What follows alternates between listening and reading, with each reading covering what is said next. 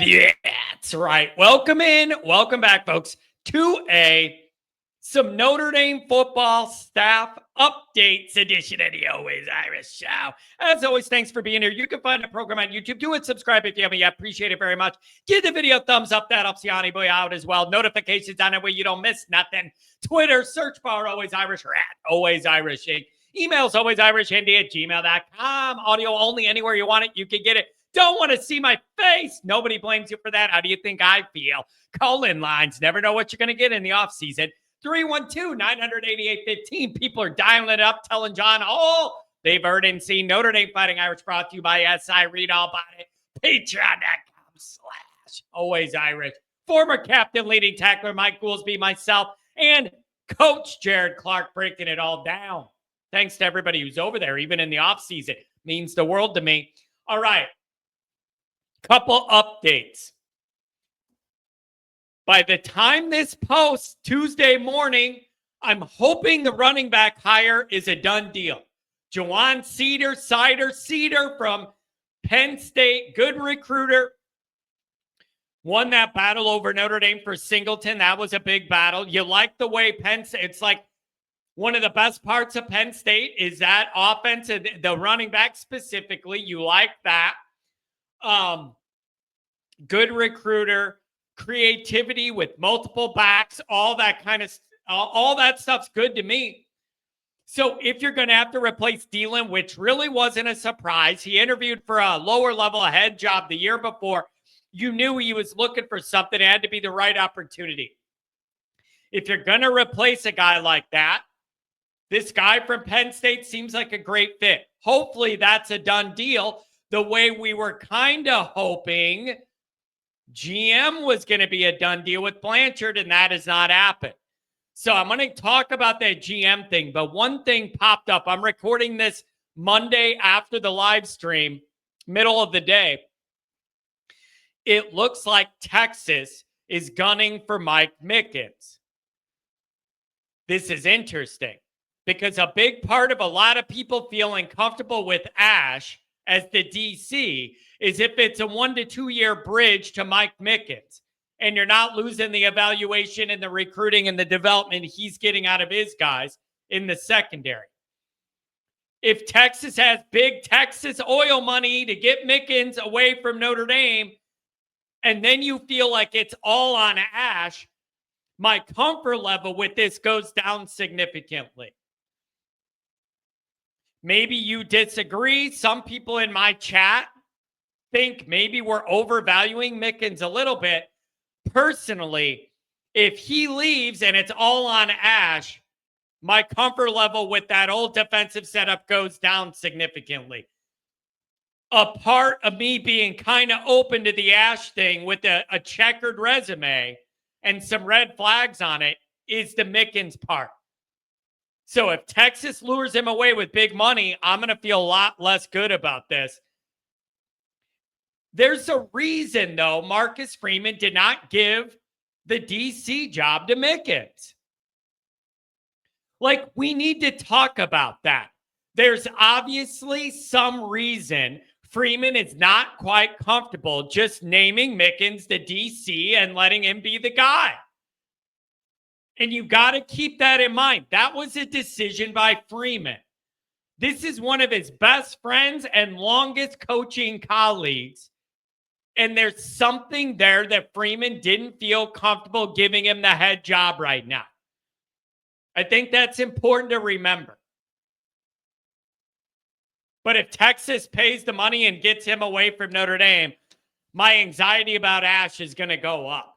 It just is in the short term, because you don't have that secondary guy I liked. And in the long term, because then you don't feel like you have the next guy lined up in the house. So we're going to have to monitor and see how that goes. Now, let's get on to this GM situation.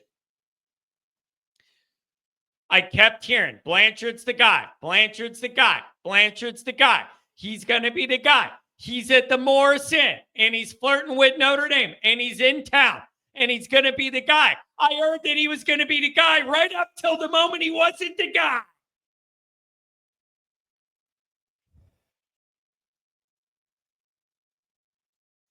And it's a little frustrating. So now it's like, well, where do you go from here? I don't know. It's very clear Notre Dame made this guy their number one target, and it was all about that guy, and they did the full flirtation and the wooing, not Ric Flair wooing, different wooing, but I wanted to do the Ric Flair. So whatever reason you believe, it's money, it's 5 kids, I've heard it's other family stuff, like whatever it is, Blanchard's not coming to Notre Dame. And then that leaves Notre Dame fans in a weird spot. Here's why. Unlike with like a head coach or even assistant coaches, I don't know if anybody's exactly sure what these job requirements are and what the candidate pool is to choose from.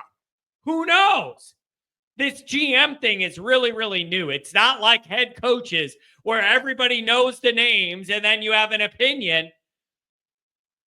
I think with this GM thing, which is a critically important role in the way Notre Dame's being put together in the modern era, nobody knows even what the candidate pool looks like. So you're just kind of waiting for the next news to break, and it's just kind of awkward. Here's something I am thinking about, though. And I've had people ask me this, be like, John, I don't really fully even understand all of the job duties of the GM or what they need to do or whatever. I got a little list. I got a 5 bullet point list here of what this next GM needs to tackle. Number 1, you got to get that overall recruiting operation inside the top 10 every year. All this stuff about Chad leaving. Chad didn't have Notre Dame recruiting under Marcus Freeman anywhere near I wanted it. I get that Chad did some good things, but to act like this Freeman recruiting is where I wanted it is not true. You are not inside the top 10 every year, and that's where Notre Dame needs to be. So you got to build out this infrastructure to be able to get it somehow in the top 10. Number 2, skill talent recruiting needs to get better. I'm including wide receivers and D linemen in that too. To me, that's a skill position too, just on the other side of the ball.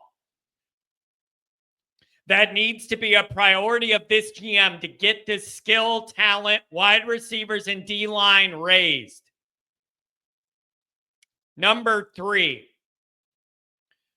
you got to figure out a way, whatever this new recruiting operation and infrastructure is going to be built out to be set up for, whatever that ends up looking like, you got to figure out how you're going to hold on to your top-rated guys in each class. Keon Keeley, Deuce Knight, Peyton Bowen, the kid that left and went to Michigan, and defensively out of the secondary this cycle, the last cycle, Notre Dame, under the Freeman era, every single cycle has lost the highest rated guys out of their recruiting class. You just can't operate that way anymore. It's too big of a chop of your legs out from under you. You cannot operate like that anymore to where you're losing the top rated guys, man. You just can't do it. Number 4. Be able to branch Notre Dame out and work the portal at a different level. And you've done a decent job with the portal, and it's complicated with the grades and the transfers, who's allowed to get in and not, whatever. This next GM really needs to be able to work the portal for Notre Dame, you got to work with the administration to build on the momentum of being able to find ways to get more guys in from the portal that have multiple years of eligibility, and it's not just a one and done. Some of that's already starting with Bavacqua, building some of those relationships between athletics and the individual schools, the business school, whatever. That's going to be a big part of this, is how Notre Dame works those scholarship numbers and works the portal. And this GM's got to have their pulse of all this and be able to get it in a good direction. And number 5, money, money, money, money, both in terms of keeping money pouring in from the donors and the big cigar smokers and all of the, the boosters. You got to grease those wheels and make all those people feel comfortable enough to keep the money coming in, keep more money coming in. That's on the front side of this. On the back side of this is all of the NIL stuff. It's going to be the GM's role to be able to figure out how much money do we have in a pool? How much of it do we need to give to our guys that are already here so they don't leave or go to the NFL? So that's retention NIL. How much NIL can you offer for all the portal guys that you want to come in here? How do you want to structure NFL for these freshmen that come in? And what do they get? Like, all of this stuff is important job duties of this next GM, whoever it's going to be, however they figure this out. This is a big job, and Freeman's got to get it right. Blanchard would have been a home run hire. Now, where do you go if you're Notre Dame? You're not getting that. Is there another guy that could be a home run hire? We just don't know about him. And then we learn about him, and we agree he's a home run. I don't know. So this one is really tedious because I don't know all the answers. I don't know all the answers in how to look for a GM guy and all the kind of qualifications there. I don't know. I don't know. I don't know what this guy needs to be best at. I don't know what he needs to, like, it's not like a DC, and I know what those job duties are. Like, I'm guessing on my list, but I don't know. What are they going to do? Who do you find? I don't know. Let me know what you guys think. Don't forget to check out the merchandise. The link is in the description. You can browse and carouse all the different Always Irish gear. Make sure you head over there and get something for the next tailgate. Thanks for being here.